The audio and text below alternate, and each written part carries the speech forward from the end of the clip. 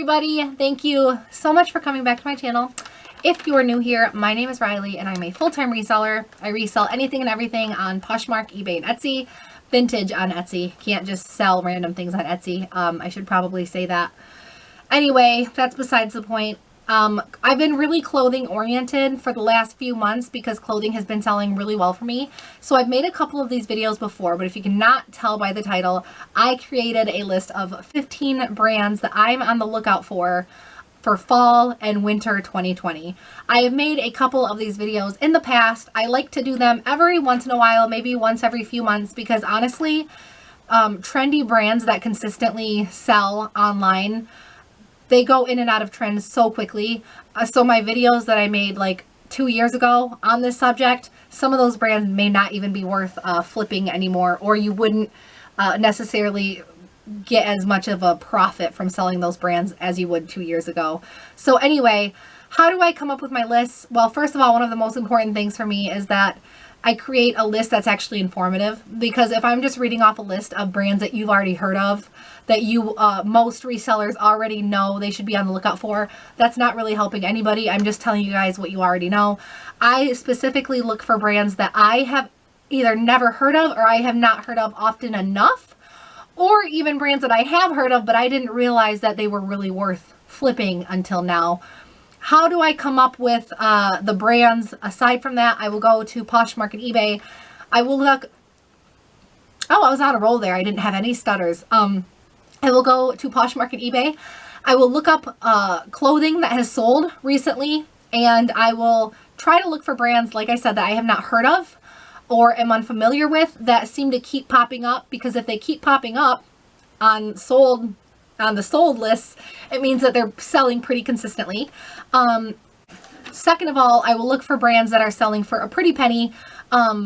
I've done a couple of videos where I'm including brands that seem to sell for $50 or more on average. This one, I dropped my average price point a little bit because you're more likely to find these pieces than, you know, a piece that you're going to be able to get $300 for. So I do make sure that the brands are worth selling if you are in an area where the price isn't too marked up, like, you know, tops $5 and under, dresses $10 and under. So I definitely, the price point is probably actually the most important part of this list.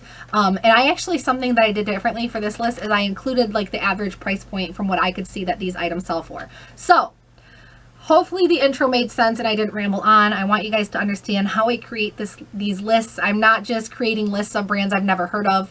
These are actually brands that are probably worth reselling for the most part. Obviously there's exceptions.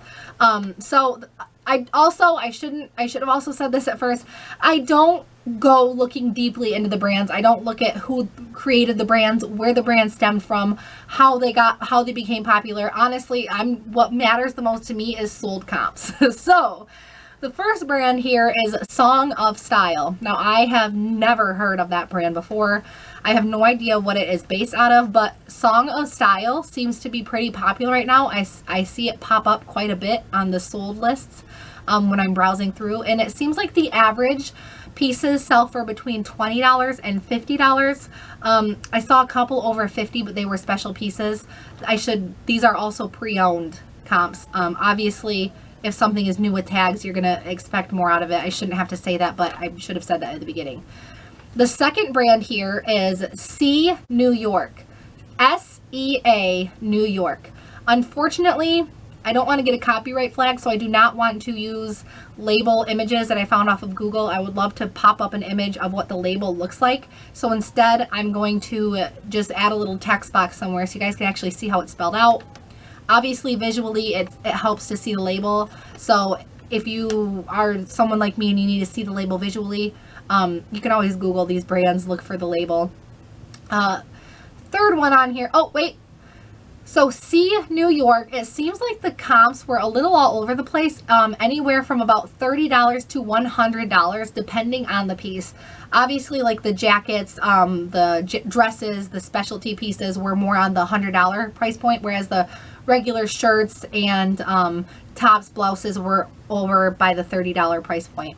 The third brand I have on here is actually a brand that I found and sold within a couple of days that I had never heard of until I actually found the brand. It's called Joa Brown. Now, it seems like Joa Brown pieces sell for between $20 and $40, but from my experience, they sell quickly. I sold my piece for $20, but it was just a really plain solid color cardigan. Some other pieces obviously will go for more, but it's definitely a quick flip. This is a brand I've never heard of. Not Perfect Linen, or NPL. The comps were great. So the comps were anywhere from about $30 to $120. Now there were some pieces that sold for, there were actually a lot of pieces that sold around 170, you know, some pieces for 50. And then there were a couple things in there that were only selling for like 25 or 30. But to be safe, I think the brand's probably worth picking up no matter the piece. So Not Perfect Linen. Fourth, fifth. I'm going to stop actually saying fourth, fifth, sixth because I'm going to get lost. The next brand is Revice Jeans. R-E-V-I-C-E. Revice Jeans. Am I saying that right? I don't know if they make tops actually, but all I saw was the denim pieces that they had. They sell for anywhere between $20 and $50, but again, that is a brand that I saw pop up quite a bit, which means it's selling consistently. Another one here, I can't believe I haven't heard of this because I feel like it's probably popular if they've collaborated with Levi. Redone Levi collaborations. I was going to say Redone featuring Levi, but I don't know how that works. So Redone Levi's. I stopped picking up Levi's unless they were a vintage or like a really special crazy bell-bottom piece or something. But it seems like the Redone and Levi collab jeans sell for anywhere between $40 to $150 used. So I guess it depends on the piece, obviously.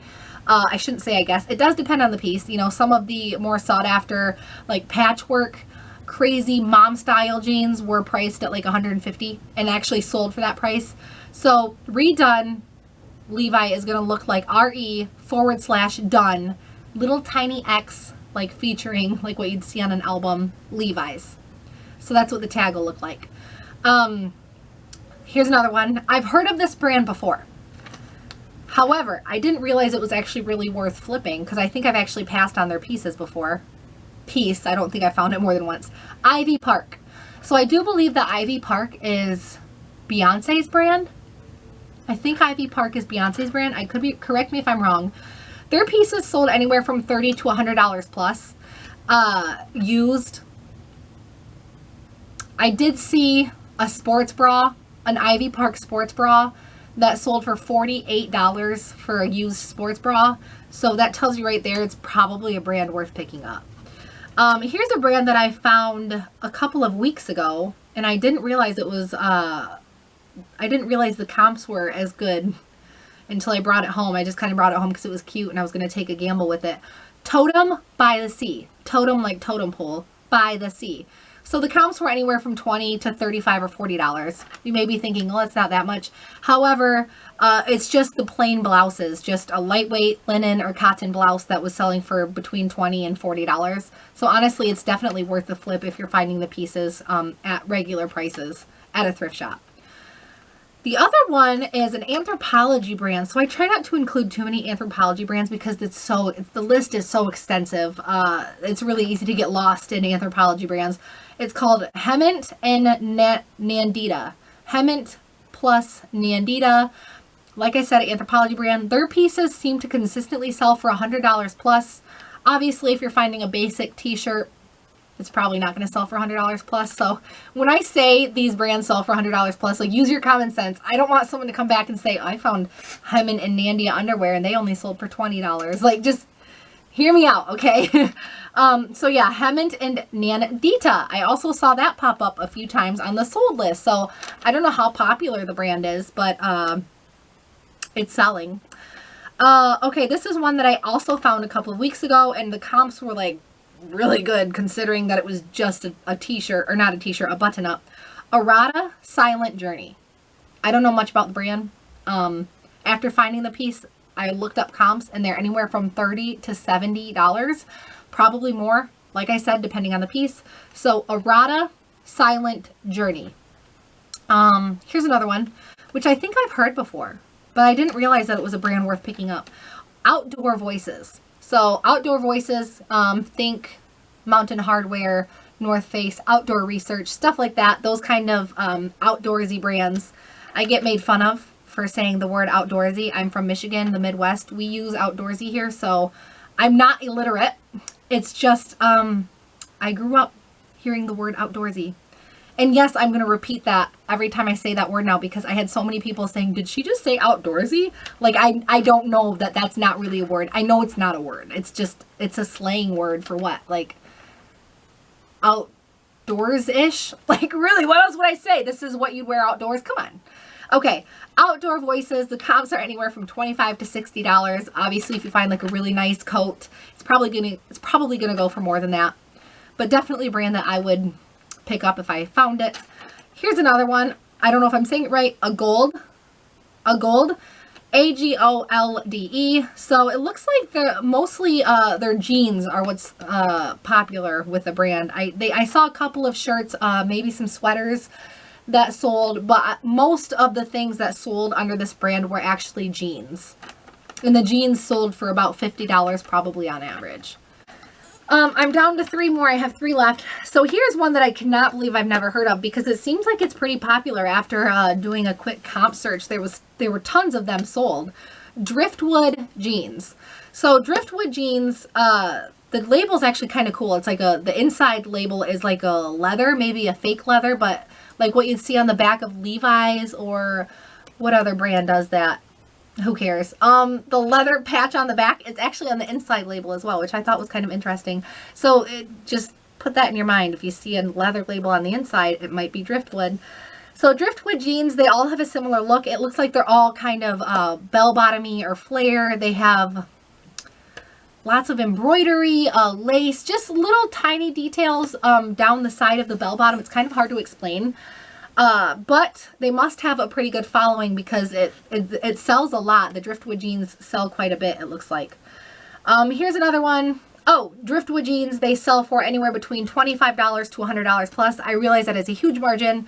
More of the basic Driftwood jeans that don't have as many little embellishments on them would sell for $25. Where it seems like if you find Driftwood jeans that have like lots of embellishment and lots of lace and lots of extra like boho, maybe country, chic, those ones go for $100 plus. So yeah, they're worth between $25 and $100. I know that doesn't, I should have done a better price point on that one. Okay, here's another one, R13. That's all I know about it.